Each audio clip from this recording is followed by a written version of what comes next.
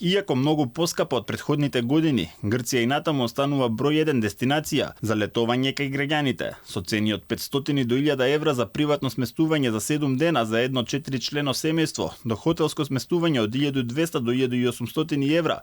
Поради близината, јужниот сосед и натаму е магнет за младите, но и за повозрасните туристи од Македонија.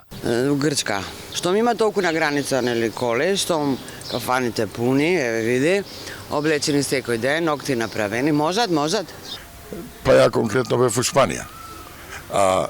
Мислам дека Грција е најдобра дестинација во моментов. Па најблиски ли се Грција, затоа е за нас најдобро. Ако си економичен, еве ќе ви кажам, на крв, за двојца возрастни, нормално приватен смештај, со се, еве 600 евра. Крпи за одмор не останува. Дел од граѓаните се жалат дека аранжманите, но и организацијата во сопствена режија за годишен одмор станаа луксус.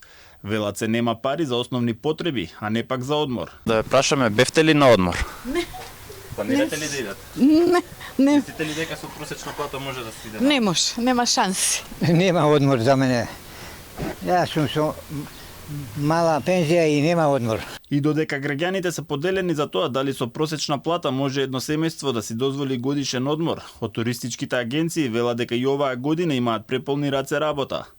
Најчесто продавани им се понудите за Халкидики, Албанија и Црна Гора, но има и такви кои ги полнат чартерите за Турција, Египет, но и за Бордо во Франција. За македонците како и секогаш, како најблиска и најатрактивна дестинација е Грција. Блиските места Халкидики, меѓутоа не изостануваат и островите. Исто така барени дестинации се и чартер програмите кои што ги има од нашата земја до Анталија, Тунис, Бодрум, Египет.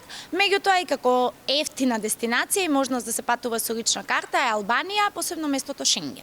Туристичките работници се свесни за финансиската состојба на граѓаните, па затоа имаат поволни понуди на почетокот и на крајот на сезоната. Велат годинава различна е структурата на луѓето кои што патуваат во јуни и септември во однос на јули и август. Во јули и август одат помладите кога ги користат главните одмори, а јуни го користат за да ги искористат старите денови од одмор. Пензионерите најчесто патуваат во септември. Повозрастната популација патува јуни и септември кога е поевтино и кога времето е понормално, односно температурите се по-прифатливи за нив, додека пак јули и август патуваат помладите, оние кои што тогаш се врзани со датуми, така што за сите има по некој термин. Инаку според последната анализа која ја направи Евростат на крајот на мај и почетокот на јуни, покажа дека на секој втор човек во земјава му е тешко да собере пари за одмор. Анализата на статистичкиот портал Langdeist, базирана на податоци на Евростат, покажа дека над половина од македонците не може да си дозволат годишен одмор. Според истражувањето, полоши од нас се Албанија, Романија, Црна Гора и Косово.